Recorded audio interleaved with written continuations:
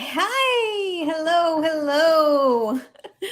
Good morning, good afternoon, wherever you are. Hi, everyone. All right, so I am going to go ahead and start the presentation. Okay, good. Sound is working. Hello. Let me know if you're here. Say hello. Say hi or say hello. And we'll get started.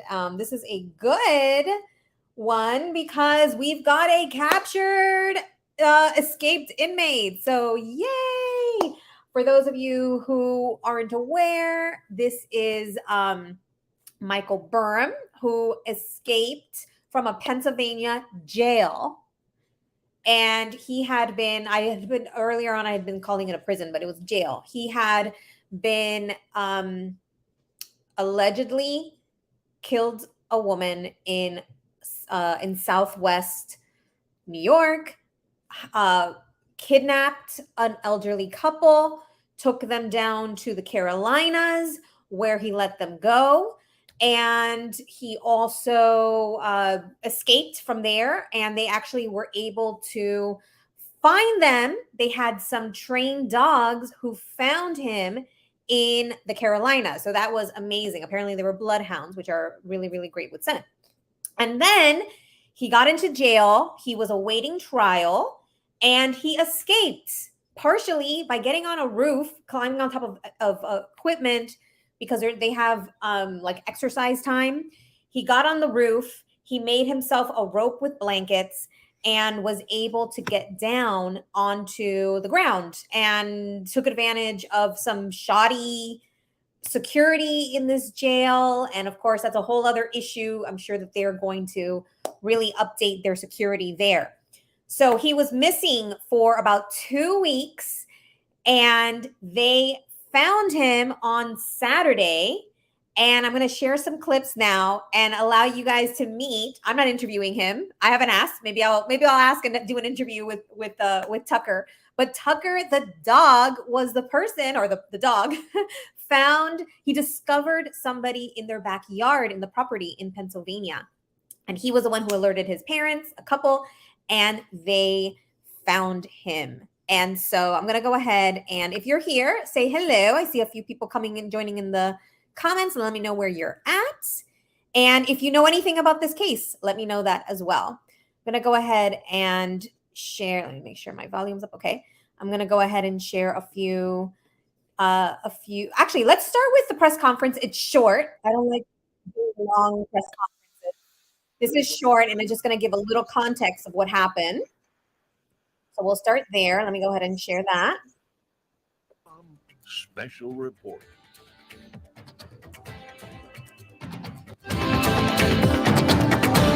Good evening, I'm Brian Wilk. We have breaking news concerning the search for Michael Burham. Reports from authorities in Warren County have stated he has been caught. We go live to a press conference in Warren County with more. Surrounded by some of the members of the team, there were certainly many more, and we owe them a debt of gratitude for all of the hard work, dedication, and risk that they all took to do what we told the citizens of Warren County we would do, and that is to keep them safe.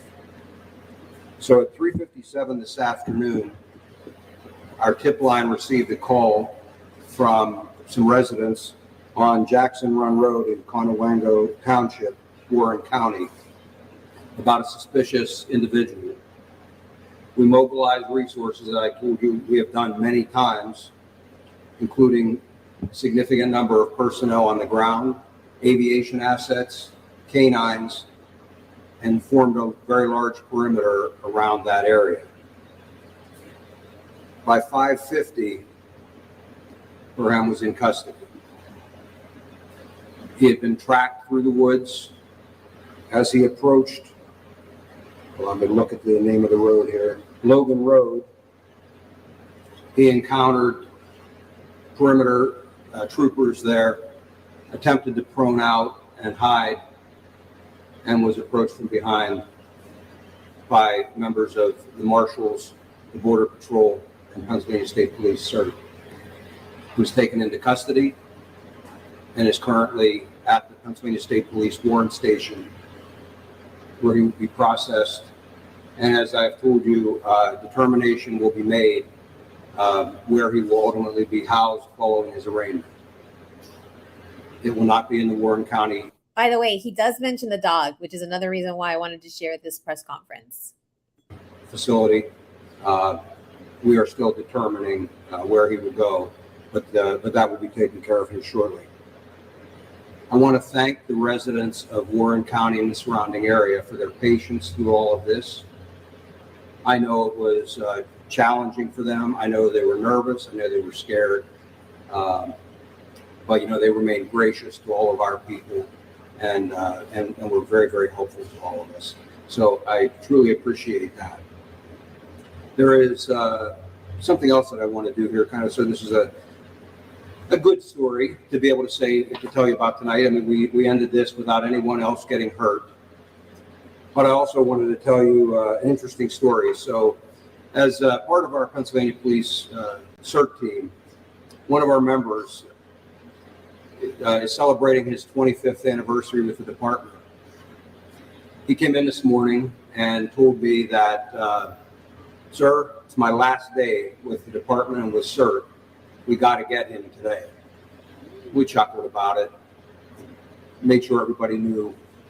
And of course, no one really thought it would happen.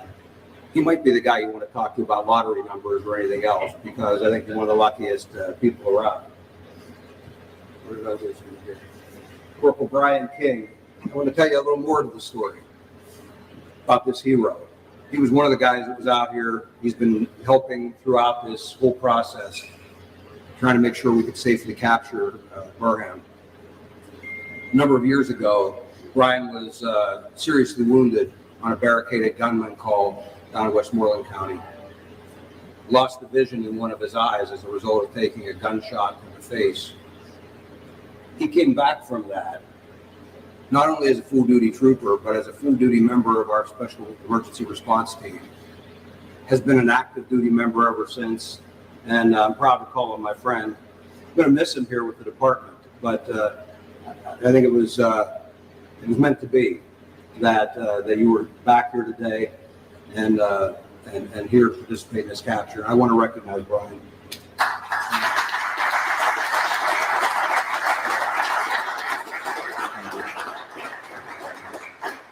So what the colonel is not explaining to you is the reason why I was able to do that was because of him.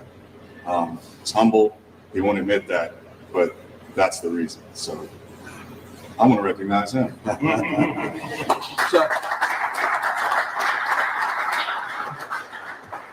So the only other thing I would tell you is that our investigation continues into any assistance that Burham may have received, and discussions will occur in the future with the district attorney's office if we believe we have sufficient evidence to prosecute anyone. And with that, I would be happy to take your questions. Can you share more about the tip that came in? And we're hearing that, a dog had maybe been barking, the owner from outside. Is that correct? Can you elaborate a little more? That is. It is, and they went out to check on why the dog was barking, went to the rear of their property. They encountered Burham. I'm told that a conversation occurred, brief conversation, asked him what was he doing there, and he said something about camping, and the owner of the property recognized him, got his wife back they were in a golf cart, got his wife back into the golf cart, and drove away from there so that he could immediately contact us as Burham fled into the woods, and the rest of it played out as I described for you. So that was in the backyard of Burham? Yes. You've been saying all week, we're waiting until he makes a mistake. What mistake did he make? He came out into the open and was spotted by an individual. It's in the area, one of the portions of the area that we have been pushing hard.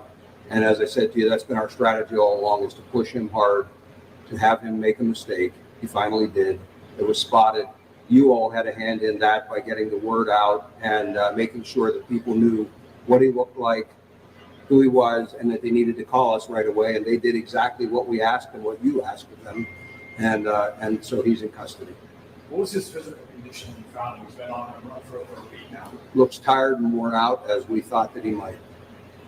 He's still wearing his prison pants turned inside out. He was dirty, wet, you see malnourished or dehydrated or anything like that? I don't know that I would call him malnourished. It's hard to tell from just looking at him. Again, I would characterize his condition as worn out. Were there words exchanged from him that you can share with us? What did he say? Anything?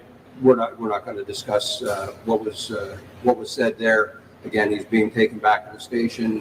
There will be an interview done there, and he'll be processed and Can you give us incarcerated. any additional details about how he was able to survive for this long on his own? Was there any equipment with him? Did he have anything in his possession when he found it? He did not have anything in his immediate possession. We will be searching the area to ensure that there is still nothing else there. Over time, he did have access to some equipment that was out there. You know, I told you about bags that were recovered. We did link him to those with DNA, and we knew that he had potentially accessed some survival equipment. To kind of close the loop on one of the reasons that we thought he was armed, and he was not, at least when we physically took him into custody again. We'll be searching that area just to make sure there are not any firearms still around and he dropped or hid. But there was ammunition of a couple of different calibers in those bags that we found. Not ammunition that would have fit a weapon that he used in the original kidnapping. And so that was one of the things that led us to be concerned that he may very well be armed. You said he approached the perimeter and laid down and was captured then from behind. Had officers seen him and forced him to run towards that other side of the Oh, yeah. Yes, he was being pursued by the officers along with canines. New York State Police had a bloodhound, and Customs and Border Patrol had a search and patrol dog immediately behind the bloodhound. And so, yes, he was being tracked and pushed by a line of tactical members. Did he attempt to resist or run away again after officers were within the No, he was taken into custody at gunpoint. Will he be arraigned on the escape charge tonight? Yes. Where will that be? I don't know. Do you have any idea? No, we'll have to let you know about that. Will he be facing any additional charges beyond the escape charge tonight or just that? That's to be determined. Yeah. You still feel he was being helped along the way? As I said, that'll be part of the ongoing investigation, and if we can prove that he was, there will be charges filed for that. Can you talk about the feeling among the search teams now that he's finally, in custody? You know, what are you feeling after this almost 2-week search? It's a great relief. All of us were always concerned that we would end up with a citizen harmed in some way, or even one of the officers harmed in one way. It's a lot of responsibility when you put a team like this out into the field. And again, knowing that he had ammunition and may very well have a weapon, that he has used a weapon in the commission of crimes before, that he was suspected in another homicide. He really had very little to lose in this whole search that we conducted. And so it would not have been a surprise to me if there had been a violent encounter at the end. And so you're always worried about things like that. So to not have that play out, it's a good day. Sir, now that he's in custody, can you tell us how many stockpiles there may have been and whether there were stockpiles near where he was ultimately found? There was not a stockpile in the immediate vicinity of where he was found, but we know that he was through the area where the stockpiles were. They were primarily south of Warren. He had identified 2, and we found a 3rd. And I say he had identified, we had maps that were also in his bag that identified some locations that he had stashed things. Again, I thank you all for your help in getting the word out to the citizens, and we're just very happy that it's come to a conclusion in this way. Thank you. Awesome. So that is this I think is he the sheriff? Shoot, now I don't know if he's a chief or the chair. I think he's the sheriff. It's such a pleasure to listen to somebody like him doing a press conference, because it was a very, very short press conference. I mean, in comparison to others, and he was just on it. He answered the questions, no additional fluff.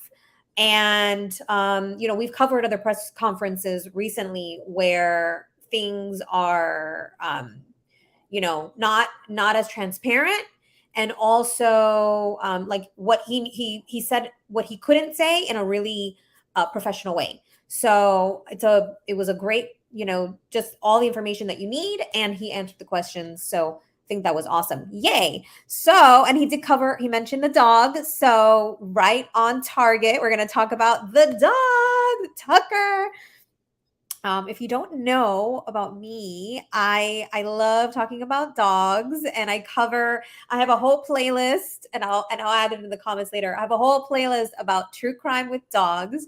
I just started a new playlist called True Crime with Pets.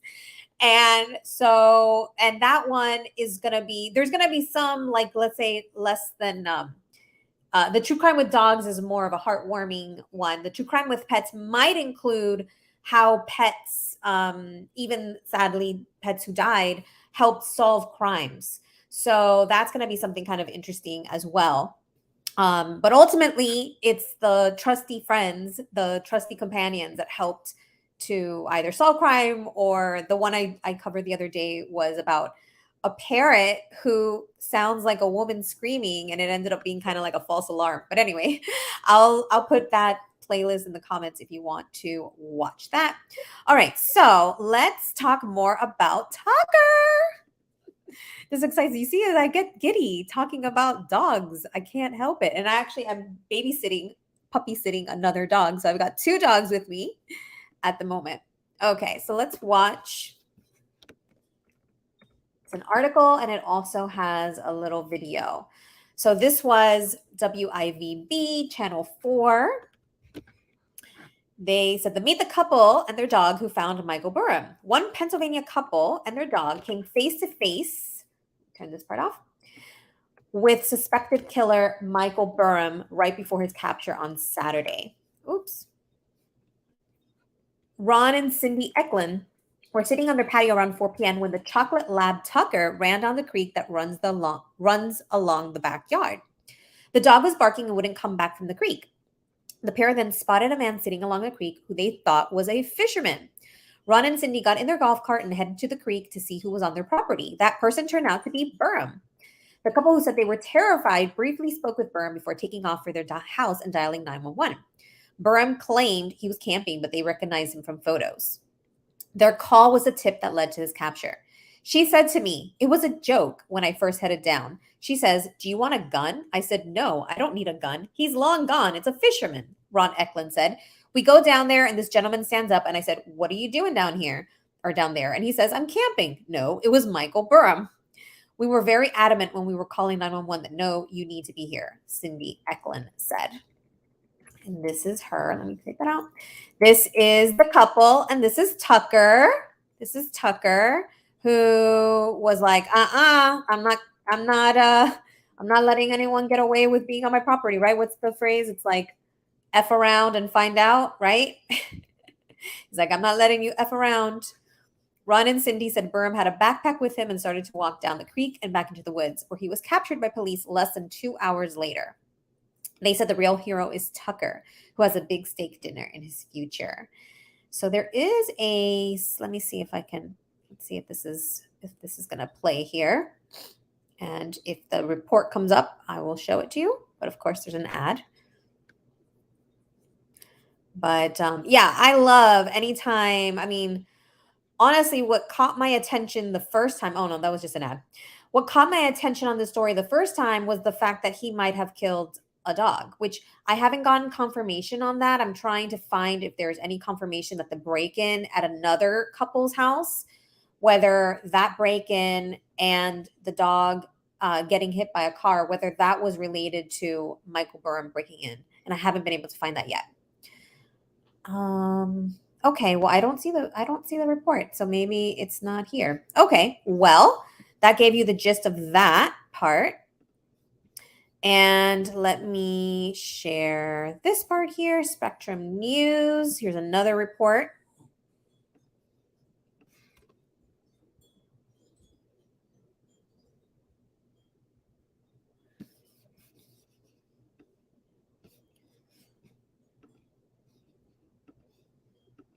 Oh, okay. I guess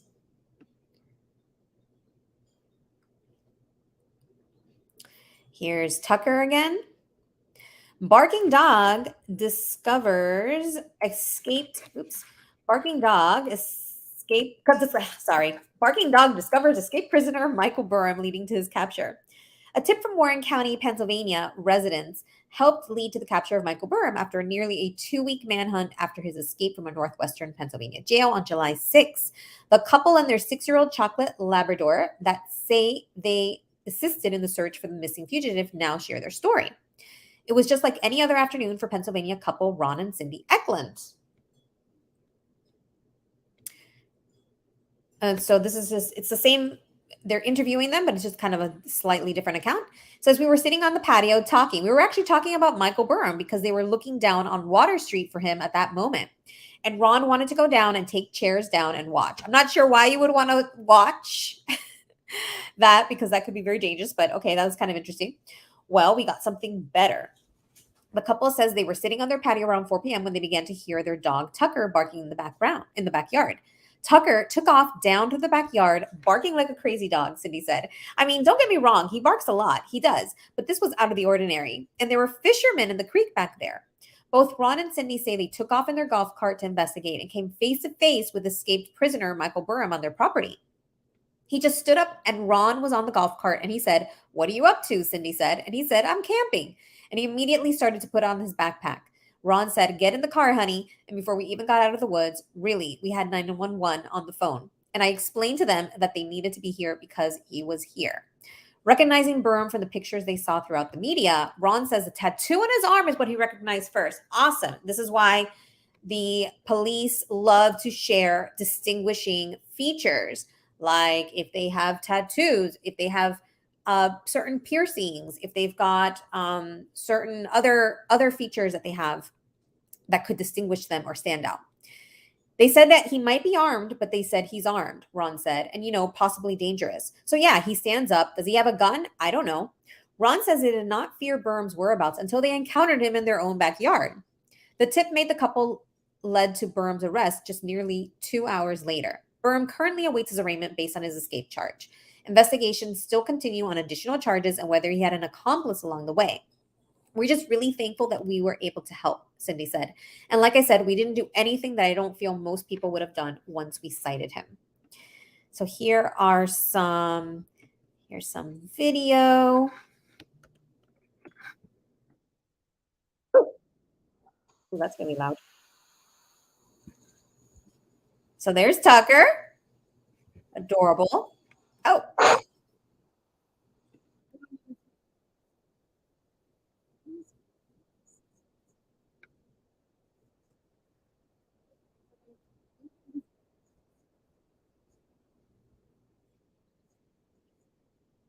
Wow. So she said 3 acres away. So that seems like it was kind of far.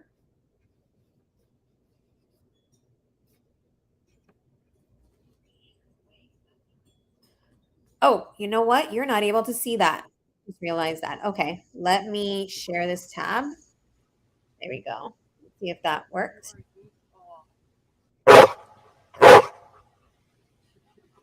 There we go. Okay. I can see that now.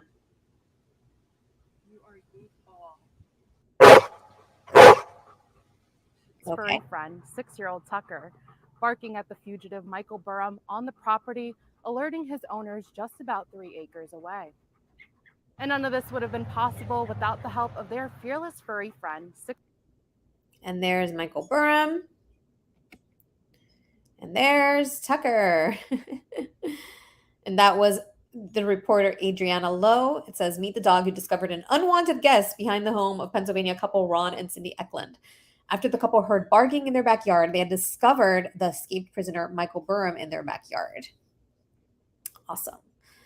Okay, and so the last little thingy I wanted to share with you guys, another story by News Nation. Let me go ahead and share that.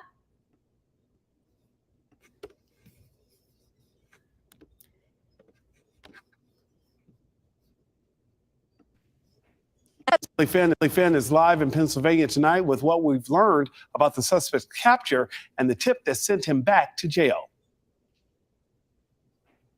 That's right, Nick. Today we had the chance to speak with the Eklund couple. They're the ones that made the call to tip off police after they found Michael Burham in their own backyard, but they're not taking any credit. They're giving that credit to their dog, Tucker. He went from being a good boy to a hero after he ran to their backyard to investigate something he saw in the woods. Take a look at how all of that played out.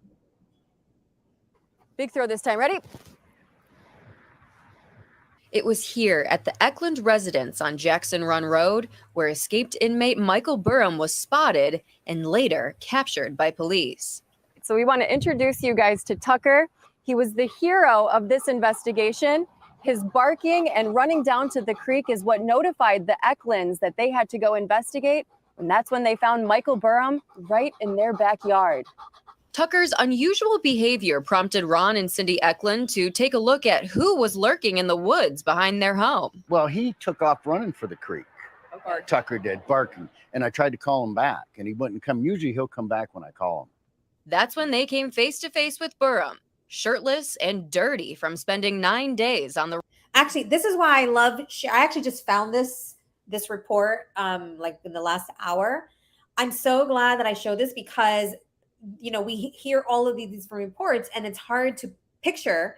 But in the last one, they said it was about 3 acres. So I was like, oh my God, that must be a really huge property. Well, look at this. I mean, look how much land they have, right? So Michael Burham wasn't hanging out in their backyard, like on their terrace. He was hanging out back there. It looks like, you know, you see the woods here. He's hanging out back there, and there's a creek that they apparently see fishermen at all the time. That's who he was, you know, that's who he was barking at. So that's why, and now it makes sense when they said that they took the golf cart over there because you live on a huge property, right? And so a lot of land. And so that now it kind of makes more sense when you can see it, but we hadn't seen anything of this depth so far. And I think now they're going to show us the actual creek. Michael Burham right in their backyard. Tucker's unusual behavior, sorry about that, prompted Ron and Cindy Eklund to take a look at who was lurking in the woods behind their home. Well, he took off running for the creek. Okay. Tucker did, barking. And I tried to call him back, and he wouldn't come. Usually he'll come back when I call him. That's when they came face to face with Burham, shirtless and dirty from spending 9 days on the run. They recognized him immediately from seeing his face on the news and from photos of his tattoos released by police. Michael stood up, and I said, what are you doing? He says, camping. I'm like, no. I told Cindy, I said, get in the golf cart. We got to go. About 2 hours later, Burham was back in police custody. Which I think is very quick, considering the amount of manpower and dogs and helicopters and all of that. I thought that was very quick, that they did a good job. Lieutenant Colonel George Bivens with the Pennsylvania State Police said Burham looked worn out when they captured him. In some respects, he may have been relieved that it was over as well. Burham will be facing additional charges for his most recent escape, but the specifics are still to be determined. At the time of his escape just over a week ago, Burham was being held on arson, kidnapping, and burglary in Pennsylvania. He's also the prime suspect in murder and rape cases across the New York border in Jamestown. To make his escape, he climbed up on exercise equipment and descended from the jail's roof before fleeing to the more than 500,000 acres of the Allegheny National Forest. The manhunt to track him down was massive, with officials from federal, state, and local agencies all participating. Bivens thanked everyone involved in the search for their efforts. We had a relatively short but successful outcome. I know 9 days doesn't seem all that short, but again, compared to some others that we've done, it's not bad. We'll take it. And again, we're just happy that it turned out the way that it did. And Nick, we're here tonight in front of the Warren County Jail where Michael Burham made his big escape last week, descending from this very roof. At this moment, he's in custody at the Erie County Prison, and it's unclear where he's going to be transferred to afterwards. But what we do know is that decision will be made at his arraignment, which is expected to happen in the coming days, Nick. Emily Fenn live for us tonight in Warren, Pennsylvania. Emily, thank you. Wow. Okay. So a few things there that I just wanted to highlight. So he's been taken to a prison. And so for those of you, and actually I'm just learning about this recently from cases that I've been covering. In the US, the jail is usually more of a county level, so more of a local thing, and they are usually don't have as much security, and it's usually for people awaiting trial. So it's people who have not yet been accused. No, I'm sorry, they have been accused, they've been charged. They have not yet been convicted. There we go. They have not yet been convicted. And so there's usually less security and less concern. However, prisons are for typically people who have been already convicted. So it's like you don't want to go to prison, right? That's the whole, when they say that, that whole idea of like the tough place to be, that's at the prison.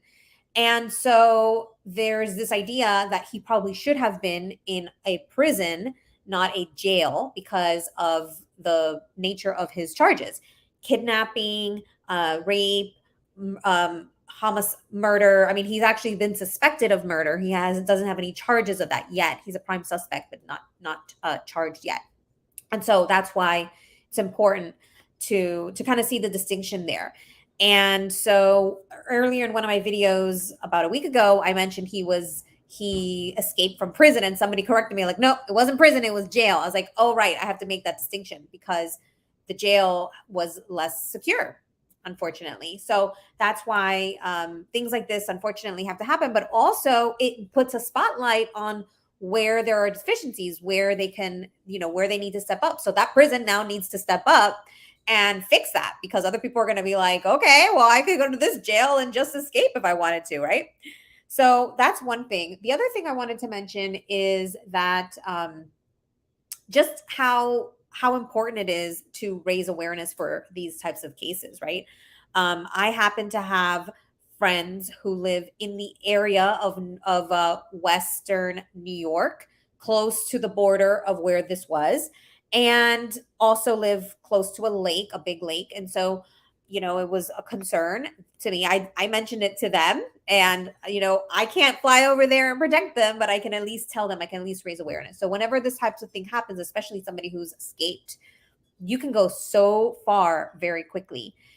Meaning you could cover a lot of ground. You can cover a lot of geography just by either getting in a car or maybe even like what he did. He went from New York to Pennsylvania. He kidnapped a couple and ended up in the Carolinas, South Carolina.